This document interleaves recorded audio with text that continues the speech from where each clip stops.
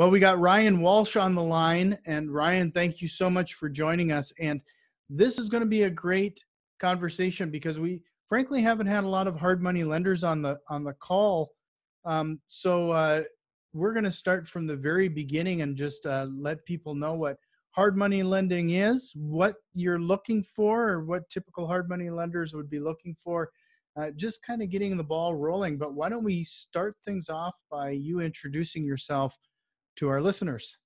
Yeah, sure. So first, thanks for having me, Jack. Really appreciate it. So I'm with a company called Hard Money Bankers. I've been with them for about 4 years now. I'm a vice president and principal of their New Jersey branch. And we are unique when it comes to lenders. We're a local lender. So it's me and I got 3 partners, and we each cover our certain states. And they've started it back in 2007. 2 of my partners, one in DC and Virginia. And basically we've grown another partner of mine and myself since then. And here we are 13 years later. So we actually started in the last crash, the 2008 crash. We started in 2007, and because of the 2008 crash is why our business boomed. So I'll get into this as we go. But right now, given the situation of what's going on, where we are with the world today with the coronavirus, our business has been designed to do well during this moment and be able to help people get through this in the real estate world, because right now it can be a scary time for people, right?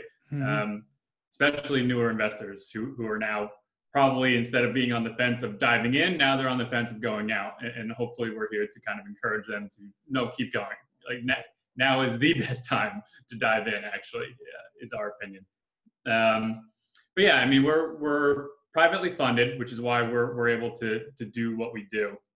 And what that means when you're talking to a hard money lender, you are going to be talking, you're typically trying to use our money to help you with a fix and flip or a buy and hold, right? If you're trying to rent out a property, you may not have all the cash at hand. So you would contact us and say, hey, can you give us some funds to buy this property and also fix it up, and then we'll sell it, or like I said, rent it out.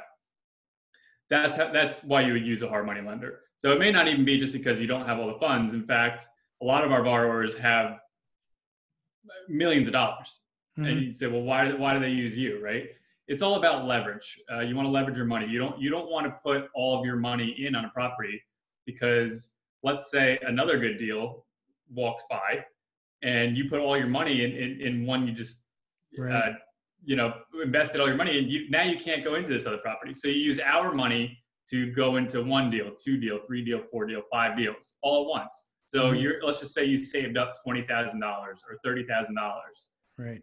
That's equivalent to $150,000 buying power when you use a hard money lender. So, I mean, that's just the overview of why you'd use a hard money lender real fast. But yeah, I mean, is that okay for that's awesome. So could you talk a little bit? Let's start at the beginning when it comes to a lot of people. They're a little shy when they're approaching any kind of bank. You got bank in your name. So can you talk a little bit about how a hard money lender would see a deal versus like a traditional bank? Yeah, that's a very good question. So first of all, don't be timid of talking to a lender. In fact, talk to us now. Even if you don't know anything, it's okay. I get the phone calls all the time where they say, hey, never done a deal, don't really know what I'm doing, just trying to line up. Oh, I apologize. Lost my audio. Just trying to line up the investor, just trying to learn from you. Like, let's say I do find a deal. What do I do? What would be my next step? That kind of thing. Absolutely have that conversation with us. It's okay. It's okay not to know what to do. In fact, I prefer you to openly admit that when we first talk than you trying to pretend like, oh, I've done 5, 10 deals, right? If we catch you lying because you think that's what you're supposed to do, it's over, it's done. But if you're honest with us in the beginning, you just say, I've never done a deal, say, great, here's how we work with you. What that's going to mean for you if you've never done a deal before is typically you're going to need a little bit more cash. So let's say there's really 2 things a lender are going to look at. We're going to look at your experience and your credit score. outside of the property. So first of all, the first thing we're looking at is the property. We want that property to be a really good deal. And a good deal means you're buying it low and your renovation numbers are accurate. Doesn't necessarily mean your renovation numbers are low. It means your renovation numbers are accurate. It's very important. But we can still do a deal with you. But let's just say you are a 800 credit borrower and you've done 10 flips in the last 2 years. That's what we call an A borrower. We can get pretty aggressive with our loan there. And what that means is I can probably go up to like 90%, of the numbers you're looking for. But if you're a new borrower and or you have bad credit, what that means is maybe now I can only get 80% of those numbers. I can still give you a number, but my loan size won't be as large. So that's the only difference between being new and not. So I'd rather you tell me up front saying I'm new. I can guide you better in the sense of you may come to me saying, well, I think this renovation is going to be $10,000. And I don't care where you are in the United States, even though every market's different, $10,000 is probably not going to get you a very strong flip, right? And it's okay that you said that to me. I can tell you as a lender, I see this all the time where you think it's a cosmetic only flip. That's what we get. It's cosmetics only. You get the property, then you get behind the wall and there's molding and now you're $10,000 over budget right away. So the three things we're looking at are going to be your experience, your credit, and then how accurate your rehab numbers are. That's what we really want to see. Yeah. So what can you lend on then? Are you lending for the acquisition or you're just lending for the rehab? When you say give us those numbers, what type of numbers are we talking about? Yeah, so we do acquisition and rehab and closing costs, actually. A lot of people leave out closing costs because just making up numbers here, let's say you're buying a property for $100,000. You're going to do a $50,000 renovation. A lot of people in their head are thinking that's $150,000 total. You're leaving out closing costs, and those are costs that you're going to pay the government. You're going to pay your title company. You got to cover insurance. Your realtor might be in there. So those are fees that tack on very quickly. So that's probably closer to $160,000. So our loan can cover that. Most lenders won't. But since we're privately funded, we can do whatever we want with our funds, basically. But I want to make sure, what's the question again? I want to make sure I answer that accurately. Yeah, no, I was just curious as to, what you can lend on or what do you lend on, especially because, I've run into some banks who will only lend for the acquisition or only lend for the rehab. Yeah, so we do both. And it's for commercial or residential. As long as you don't live there, I can lend on all of it. Now, the reason why some banks don't do acquisition or only do rehab is just their specialty. I like to say lenders are like getting sodas or Gatorades, right? Coca-Cola doesn't taste the same as ginger ale, right? There's so many different lenders out there. They all have their own flavor. They all have their own risk tolerance. You just have to talk to them. You just have to find out, saying, what do you like to do? What kind of fix and flips do you like? Do you do acquisition? Do you do also renovation? So it's just conversations. I mean, for us, we do anything. As long as you're not trying to live there, because there's actually legal reasons why private money cannot lend on owner-occupied properties. We can take a look at it for you. And usually you'll hear numbers like we can do 100% rehab numbers, and then maybe something like 80% purchase or 90% purchase. And we do it a little differently, but for the sake of conversation, for the most part, it's 100% rehab, meaning so if you have a $50,000 renovation, we will fund that $50,000 and we'll keep that in a rehab, an escrow account, which I can get into here. And then if it's a $100,000 purchase, maybe we'll bring $80,000 to that. So that way it's 80% of the acquisition, $80,000 there, and then we'll also do $50,000 on the renovation. Sure. What can you give the people an idea of like the type of due diligence that they should expect to be going through when dealing with a hard money lender? We've used it a couple times now, and one of the things is the appraisal. some of that stuff is out of the ordinary compared to a traditional bank. So talk to that a little bit. Yeah, so we're even more unique when it comes to lenders in that we don't use appraisals.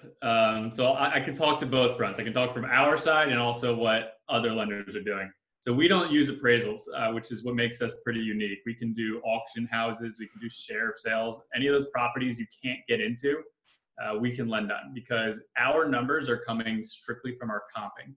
It's been our skill set for 13 years. We know how to comp and how to do it comfortably. Comping just meaning, looking at properties that are nearby the subject property, looking at similar sized houses, similar style. We're not going further than 0.1 to 0.5 miles. Depending on where you are, if it's a very rural area, we might go 1 mile, but that's it. Mm-hmm. Those are the numbers we're getting. And that's it. Whatever number we send back to you, we're good with. But on your typical lender, they will require an appraiser to come out. It's not really something I would even encourage you to do ahead of time, because your lender's probably going to make you pay for it anyway. Because they'll say, hey, thanks for sending this over. Let's just say you did one ahead of time, trying to do your due diligence. They'll say, thanks for doing this, but you have to use our company.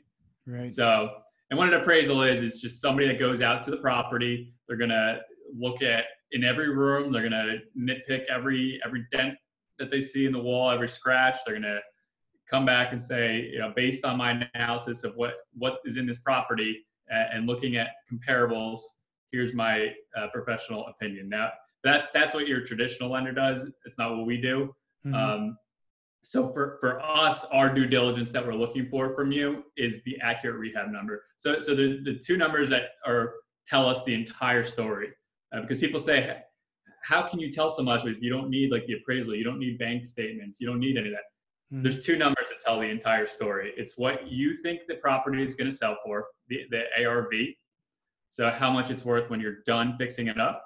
Mm-hmm. And then what your estimated renovation costs. Those two numbers will tell us everything we need to know about you, whether you're a new investor or a seasoned investor.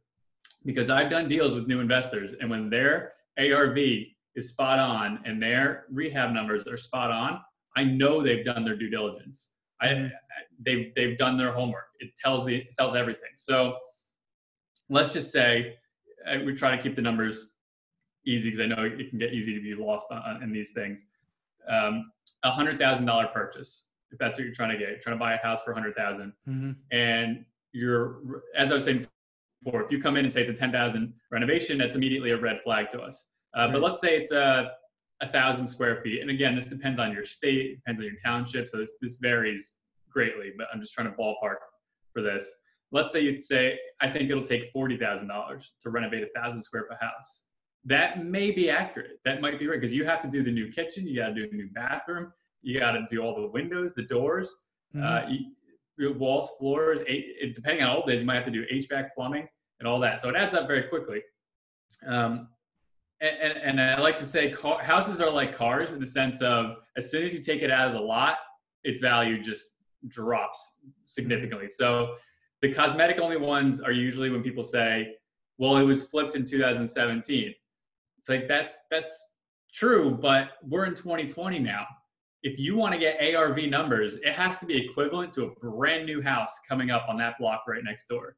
Right. And that 2017 model, it's not going to cut it anymore. So you would, if you want to get max numbers, you'd literally have to redo the bathroom and kitchen and whatnot. So again, those two numbers tell the entire story. What your ARV and your rehab numbers, that's the skill set. I always say, you get good at that, you'll never lose money on a deal.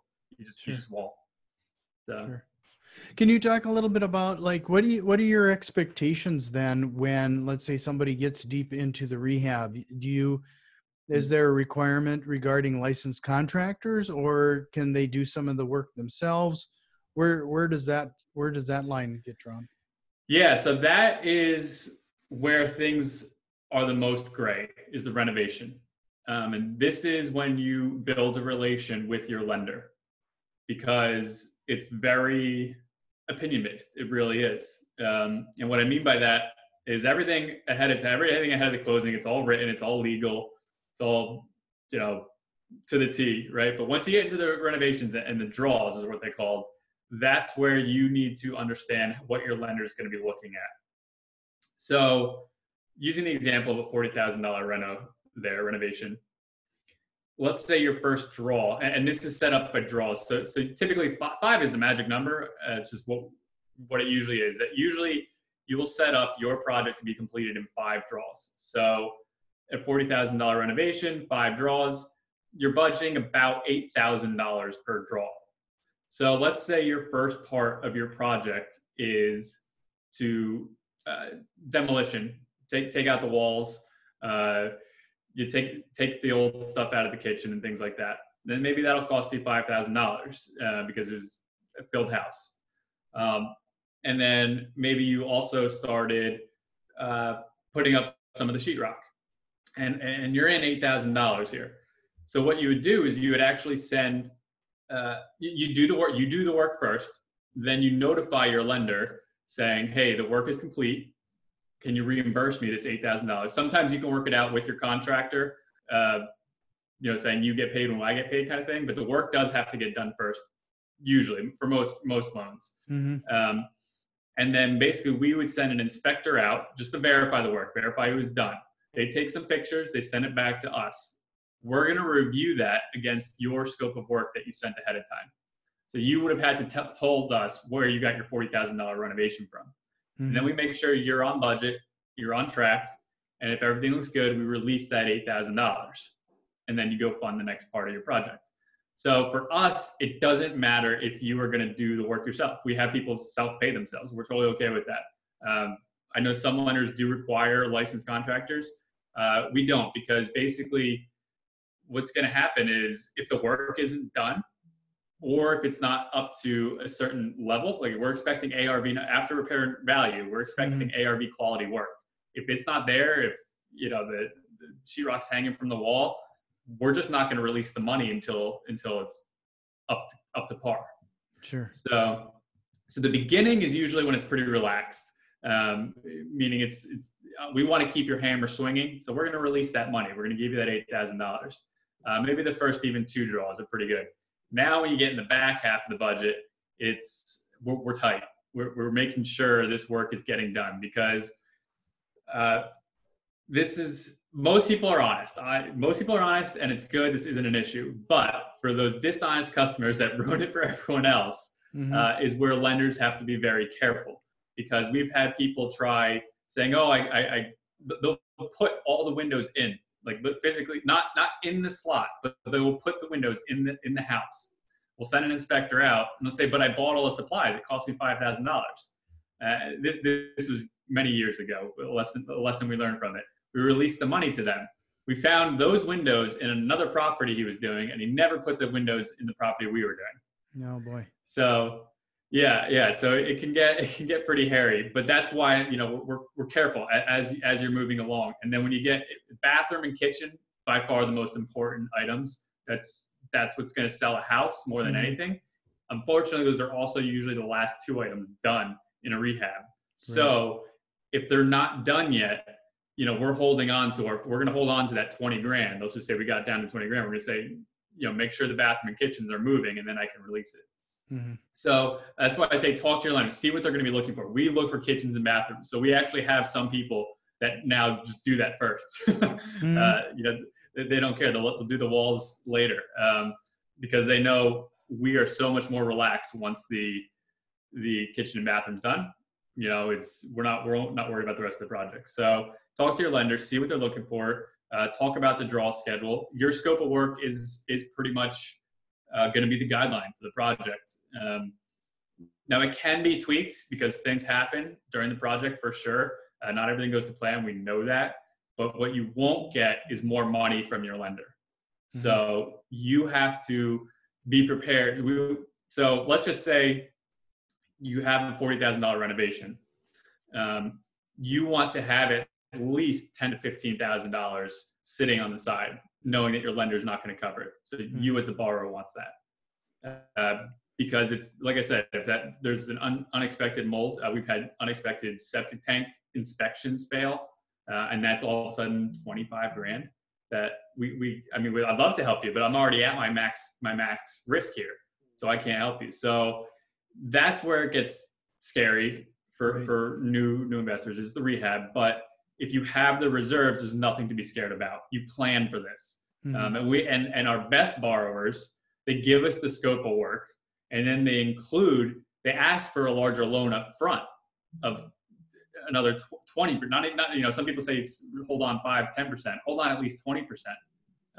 And honestly, you're going to use it. You just will, because whether you don't use it for something that came up and went wrong, you're going to use it for, you're going to say, you know what, I have a little bit of extra money here.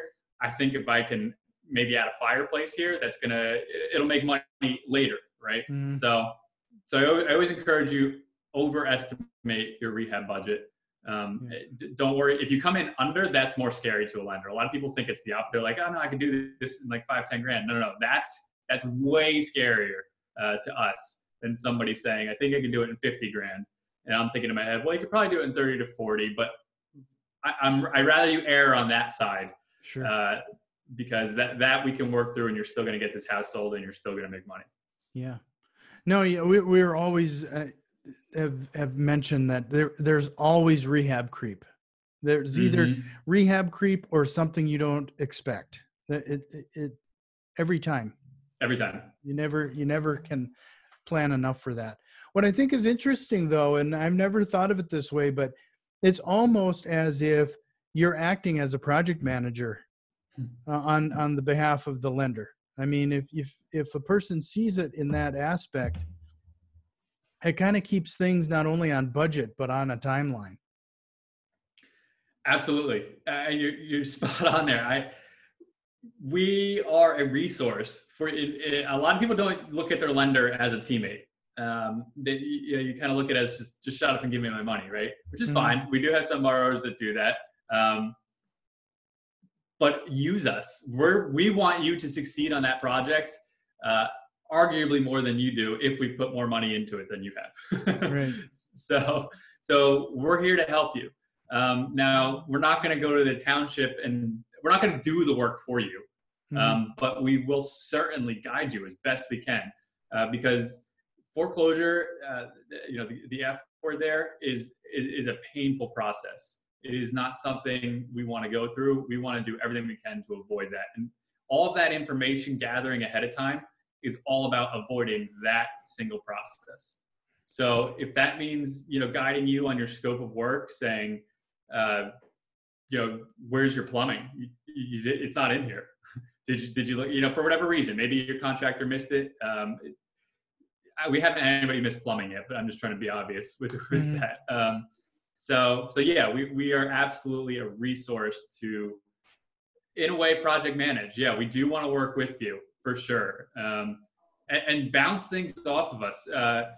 Whenever people give us their information, whether it's the ARV or their scope of work, don't be afraid to give us a call and just say, hey, what are you guys seeing here? Does this sound right to you? Sometimes we get. We're going to be lower on our loan size than what people expect. They're saying, why aren't you giving me 100,000 here?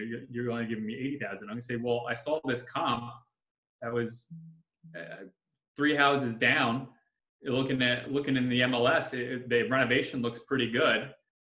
So what did you look at that? Like what's the difference between that property and what you're going to do? Talk to me on that. I mean, a lot of times they'll say, you know what? Yeah, I don't think my property is going to be much different than that. I think I was overshooting my numbers there. And what that means is you can now go have a conversation with the seller. You can show them the numbers. It's not something you need to hide from sellers. You can say, I'm trying to make money here. This is my job, right? Here's what it looks like. Here's what my bills are, because I'll give you a term sheet and say, here's what it's going to cost you. And you can just go to the seller and just say, this doesn't make sense for me to take this risk unless I can get this for $10,000 less. Sure. And if you've done a good job in the sense of you built the rapport with the seller, they're usually okay with that. Maybe they'll meet you in the middle, but it lowers your risk. And, it's just transparency is definitely something we encourage from all ends. Sure. Yeah. So, we've been talking for a little while here now. Could we go back around now and just at the end here summarize if a person is going to approach a hard money lender of any kind, what are the few things they could have in hand that just kind of gets the ball rolling and makes life on both sides easier? Sure. Yeah. Okay. So, I mean, the only few things I need are the address, your purchase price, and renovation. Yes, that's the minimum, and that is what people say. If somebody came to me with this, though, I'd be very impressed, and that means you're getting better numbers for me immediately. Which is you're going to send me the MLS listing of it, preferably an attachment of it, maybe from your realtor if you don't have access to it. You're going to send me some of the comps you're looking at, maybe even why you're looking at them. Send me your credit scores ahead of time, saying here's from the 3 bureaus. Send me a list. If this is your first deal, you may not have previous properties, but maybe you worked with somebody. You didn't sign your name on it, but maybe you worked with them. Send those addresses, and you can even say, I was not the signer of this, but I worked closely on this project. Those are the 4 things. If you want to add your bank statement in there, usually people don't give that up ahead of time, but if you wanted to, I'd be floored. It rarely happens, but that would be somebody who did their homework, and I'd be trying to win your business at that point. It changes the tune a little bit. So yeah, I think that's a good little package there. Sure. So, and I hate to backtrack a little bit too, but could you talk a little bit to what people should expect when it comes to fees and interest associated with a hard money lender? It's going to be high. Yeah, it's going to be more than you're used to, but going to be more than you're used to. Yeah. But I mean, that's the nature of the business in the sense of we're just business. We're venture capitalists. That's all we are. It's no different than if you had a music website or starting your own company and you're reaching out to angel investors. We do the same exact thing, except we specialize in real estate. That's the only difference, right? So you look at us as a venture capitalist, not necessarily as the fees and whatnot. It's not really that. It's okay, how much would you be willing to pay for somebody to give you $100,000 to start your business, right? I mean, if you're not in real estate, you'd be willing to give up 25, 30, 40% of your business to get those funds. But since you're in real estate, you're going to be looking a little bit lower because there are more venture capitalists, so to speak, more lenders that'll give you some better rates. So you're looking at anywhere probably around 12% for a 12-month loan, because when you're in a hard money loan, you're doing a short-term loan, which means usually 12 months. That's usually the duration. So you want to be in and out for 12 months. Now, there's no prepay penalties. So if you're out in 3 months, you've only paid 3 months worth of interest. And these are balloon loans. So that means if you take out a $100,000 loan, you pay back that $100,000 principal once you sell the house or refinance out if you're doing a buy and hold. And so your payments ahead are only the interest only payments during that. So you're probably looking around 12%, a little bit higher right now due to the coronavirus. But if things are normal, you're looking around 12%. And then your closing costs. So lenders, including myself, we collect our fee at closing, and that you'll hear it referred to as points, which is just a fancy way of saying percent. I don't know where that came from, but it's how the real estate world works. So usually you're going to see around 2 points, anywhere from 2 to 4 points, which is 2 to 4%. So if you take out a $100,000 loan, you can expect $2,000 to $4,000 to pay your lender. And then there's additional fees on top of that. Every lender is going to have different fees. You'll have legal fees. So the lender is going to have their lawyer review the documents, but that's not coming out of their pocket. That's going to come out of the borrower's pocket. So legal fees, ours are $750, which is pretty good for legal. You're going to have typically an appraisal fee, which is what we talked about before. Ours is a little different than an appraisal, but we do send somebody to the property because we've had people try selling us burned down houses. So we do have to send somebody there to verify it's in the condition we discussed. But let's just say that it is your normal appraisal. You're looking anywhere, depending on the type of property, anywhere from $400 to maybe $1,000 for those. And then usually there's a bank and origination fee, which is anywhere from $500 to $1,000.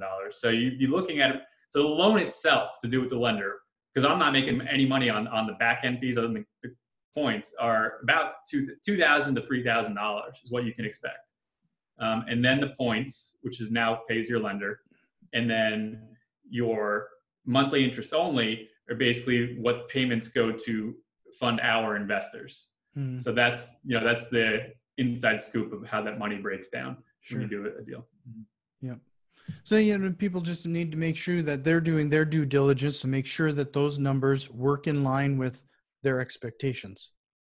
Exactly. I mean, it could be $20,000 in fees. If that's what it is, it's what it is. You have to work your numbers backwards to make that work for you. Fortunately, it's not that high. It's much lower. But yeah, it's all just a numbers game, making it work for you. But don't overestimate the ARV to make your numbers work. You have to buy lower to make your numbers work. That's the difference there. Are there any questions that you wish I would have asked you? No. I mean, this is great. I mean, I'm happy to answer any questions for anyone, whether you're new or experienced. It doesn't matter to me. Like I said, we're more than willing to work with you. We do deals with new investors all the time. So we're an open book. We try to be as transparent as possible. And, we like professional and friendly and honest business. That's what we do. It's what you should do as well, especially in the real estate world. And that's pretty much it. I think that's it, Jack. Sure. We should clarify that too, is that you do specialize in just in a few states, right? Yes. So we're local lenders, which is why we're a little bit unique. And I probably should have started with this. We can close in 24 hours, which may not be impressive for a new investor if you haven't closed yet. But 24-hour closing is pretty much unheard of. It is unheard of. Yeah. Whenever I post on Facebook, people are like, you're lying. But we're not. And my record is actually 17 hours. But because we're local lenders, so I know the Jersey market. My partner knows the PA market. My partner knows the Maryland market. Township to township, we know exactly what houses are going to sell for. So because of that, we are in the DC area, basically from Virginia to New Jersey. We cover all that. So we're in DC, Virginia, Maryland, Delaware, PA, and New Jersey. Sure. So, and if people wanted to get a hold of you or had any additional questions, how would they reach out? Yep. You don't have to be in those states. I'm more than happy to help you if you're not. But you can reach me at my email, ryan@hardmoneybankers.com. It's RYAN. And my phone number, 201-345-1036. There's not a lot of people that are daring enough to give their phone number on the podcast. So I give you credit. That's my direct cell too. So I'll get some midnight calls. May not answer, but I'll get them. So thank you so much, Ryan. I'll make sure to include those links in the show notes. And please, I hope we can do this again sometime. Absolutely, Jack. Really appreciate you having me. And yeah, here whenever you want. Appreciate it. Thank you. All right.